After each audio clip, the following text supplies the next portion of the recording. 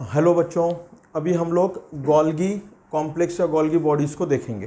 तो ये एक एंडोमेम्ब्रेन सिस्टम का पार्ट है। इससे पहले हम लोगों ने एंडोप्लाज्मिक रेटिकुलम देखा, अब हम लोग गोल्गी बॉडी देख रहे हैं। तो ये गोल्गी कॉम्प्लेक्स जो नाम आया हुआ है वो कैमिलो गोल्गी की वजह से दिया हुआ है। कैमिलो गोल्गी, ये जो कैमिलो गोल्गी है ये एक साइंटिस्ट है। इसने 1898 एनसीईआरटी में दिया हुआ है, तो ये ईयर याद करना लगेगा बच्चों आपको। 1898 में डिस्कवरी की, ठीक है, किसकी? गोल्गी apparatus की। तो इसी को सम्मान देने के लिए कैमिलो गोल्गी, मतलब हम लोगों ने गोल्गी बॉडी ही नाम रखा, ठीक है। देखो, ये अगर आप नई एनसीईआरटी पढ़ रहे हो, जो अभी सिलेबस चेंज होने की वजह से जो रिड्यूस हुई है, उस पर 95 और 96 पेज पे है। और अगर आप लोग पुरानी एनसीईआरटी पढ़ रहे हो तो 133 और 134 पेज पे है, जो मैं आज पढ़ा रहा हूँ अभी आपको, ठीक है। सर, गोल्गी कॉम्प्लेक्स जो होता है, इसका दूसरा नाम, गोल्गी कॉम्प्लेक्स का और एक नाम होता है, इसको लिपोकॉन्ड्रिया भी बोलते हैं। क्या बोलते हैं इसको? लिपोकॉन्ड्रिया बोलते हैं। Why it's known as lipochondria? Because it's rich in lipid. क्या होता है ये? रिच इन लिपिड है। ये रिच इन लिपिड, मतलब लिपिड बहुत ज़्यादा होता है, इसलिए इसको बोलते हैं लिपोकॉन्ड्रिया। और प्लांट में गोल्गी कॉम्प्लेक्स को बोलते हैं डिक्टियोजोम। डिक्टियोजोम याद रखो, डिक्टियोजोम बोलते हैं। क्या बोलते हैं? इन प्लांट गोल्गी बॉडी का दूसरा नाम क्या है? डिक्टियोजोम। और याद रखो, प्लांट के अंदर के जो डिक्टियोजोम होते हैं वो ऐसे मतलब डिफ्यूज होते हैं, और एनिमल में जो होते हैं वो इकट्ठा होते हैं, ठीक है। तो ये गोल्गी कॉम्प्लेक्स के कुछ इनिशियल इंपॉर्टेंस, मतलब इंफॉर्मेशन आपको पता होनी चाहिए। पहला क्या बोला मैंने? गोल्गी कॉम्प्लेक्स को डिस्कवर करने वाला साइंटिस्ट कौन है? Camillo Golgi. और कौन से ईयर में किया है? 1898। इसका दूसरा नाम लिपोकॉन्ड्रिया है। इसका तीसरा नाम क्या बोलते हैं? डिक्टियोजोम बोलते हैं। लेकिन डिक्टियोजोम स्पेसिफिकली कहाँ बोलते हैं हम लोग? प्लांट के अंदर। तो प्लांट के अंदर का जो गोल्गी कॉम्प्लेक्स और ह्यूमन के अंदर का, या तो यूकैरियोट मतलब एनिमल सेल के अंदर का क्या डिफरेंस है? तो उसका आंसर ये है बच्चों कि हमारा जो गोल्गी कॉम्प्लेक्स या गोल्गी बॉडी जो है वो इकट्ठा होता है, लेकिन प्लांट में कैसा होता है? डिफ्यूज फॉर्म में होता है, ठीक है। चलो, इतनी बात तो आपको समझ में आ गई होगी।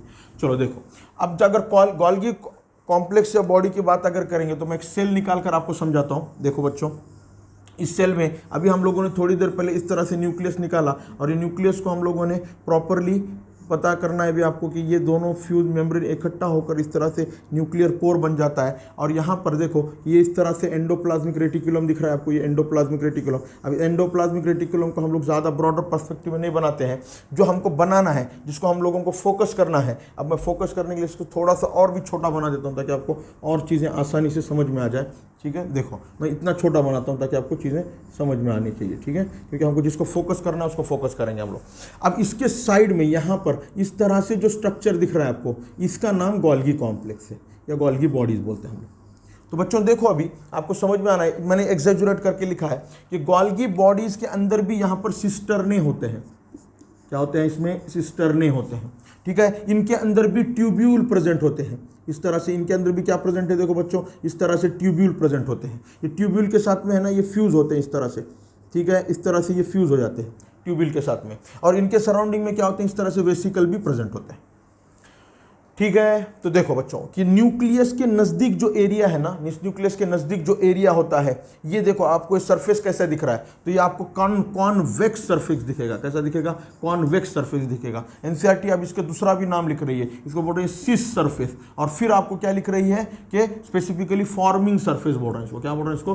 Forming surface. मतलब जो भी वेसिकल एंडोप्लाज्मिक रेटिकुलम से निकलेगी वो पहले कहाँ एंटर करेगी? गोल्गी के अंदर एंटर करेगी। किस फेस से एंटर करेगी? कॉन्वेक्स फेस से एंटर करेगी। ये वाला अगर फेस देखोगे तो ये कैसा दिख रहा है बच्चों? देखो, कॉनकेव दिख रहा है। कैसा दिख रहा है? कॉनकेव दिख रहा है। कैसा दिख रहा है बच्चों? कॉनकेव दिख रहा है। इसी को क्या बोलते हैं हम लोग? ट्रांस। क्या बोलते हैं इसको? ट्रांस। और इसी को क्या बोलते हैं? मैच्योरिंग। क्या बोलते हैं इसको? मैच्योरिंग रीजन बोलते हैं। क्या बोलते हैं इसको? मैच्योरिंग रीजन बोलते हैं।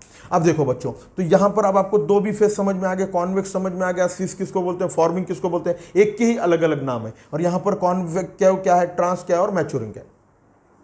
देखो बच्चों, आपकी एनसीईआरटी इस सिस्टरने का डायमीटर के बारे में भी बात कर रही है। तो 0.5 to 1 माइक्रोमीटर इसका क्या होता है, डायमीटर होता है। इसका कितना डायमीटर है बच्चों, ये भी याद करना लगेगा क्योंकि ये भी एनसीईआरटी में आपके दिया हुआ है। तो यहां तक समझ में आया बच्चों कि सिस्टरने क्या है, उसका डायमीटर कितना है, कॉन्वेक्स सरफेस क्या है, कॉनकेव सरफेस क्या है, ये आपको समझ में आ गया है।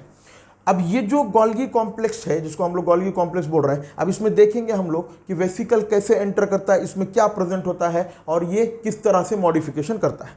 चलो देखो बच्चों,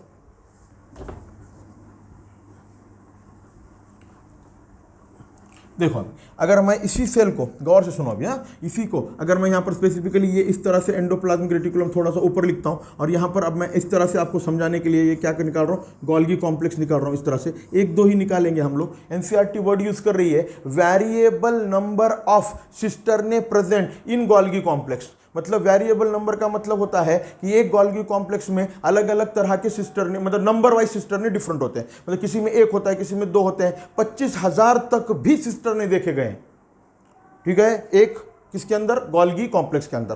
तो अब देखो बच्चों, यहां से एक वेसिकल निकला, ये वेसिकल है। ये वेसिकल कहां से निकला, एंडोप्लाज्मिक रेटिकुलम से। जो वेसिकल सिस रीजन जो है इसका, इससे जाकर फ्यूज हो गया इस तरह से। क्या हो गया बच्चों, फ्यूज हो गया। फ्यूज होने के बाद अब यहां याद रखो कि ये जो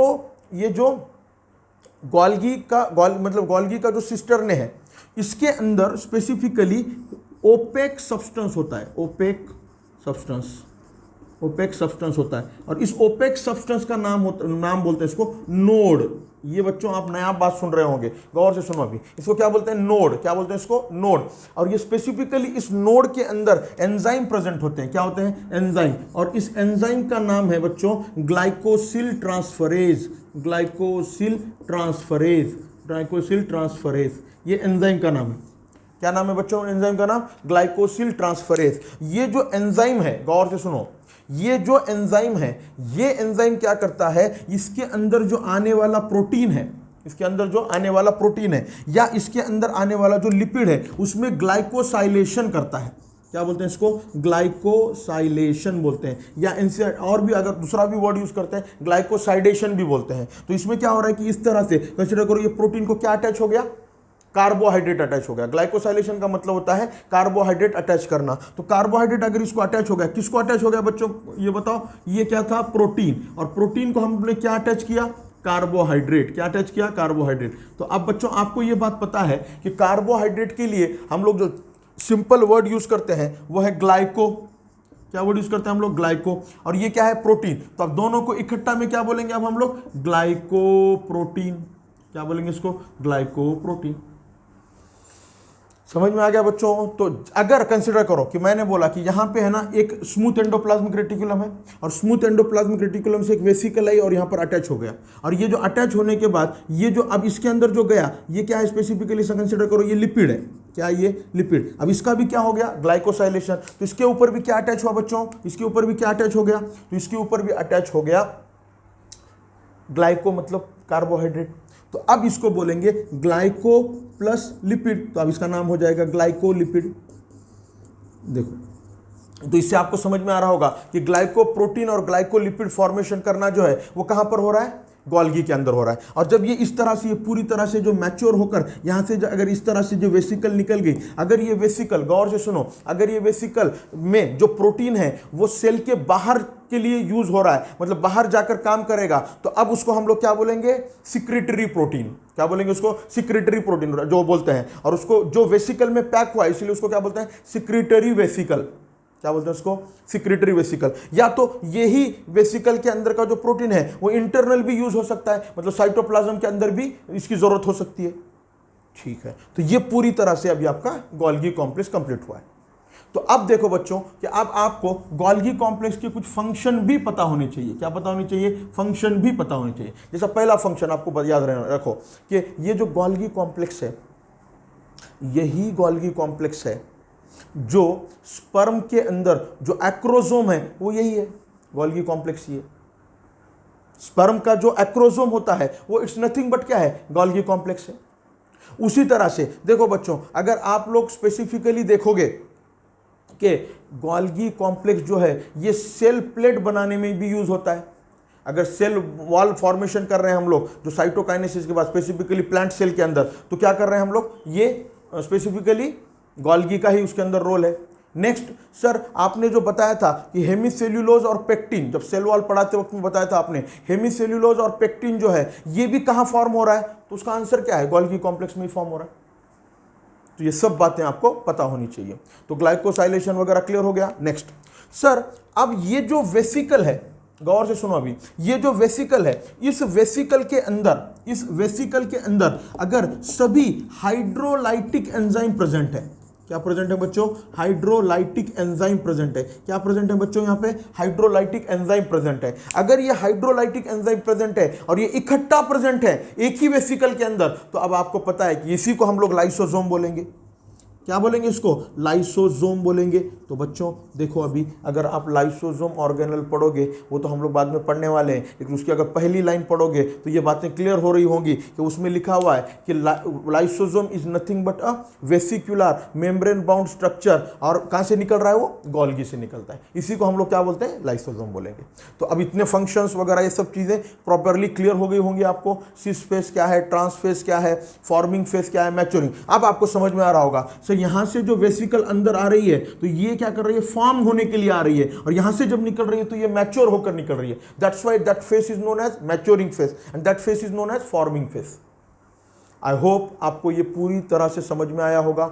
आप अच्छे से एनसीईआरटी पढ़ो, इसको एक बार अच्छे से देखो, इस वीडियो को देखो, बार बार देखो, डबल से देखो, और फिर एक बार आप एनसीईआरटी पढ़ो और जो इंपॉर्टेंट पॉइंट लगते हैं उसको लिख कर देखो नोटबुक पर।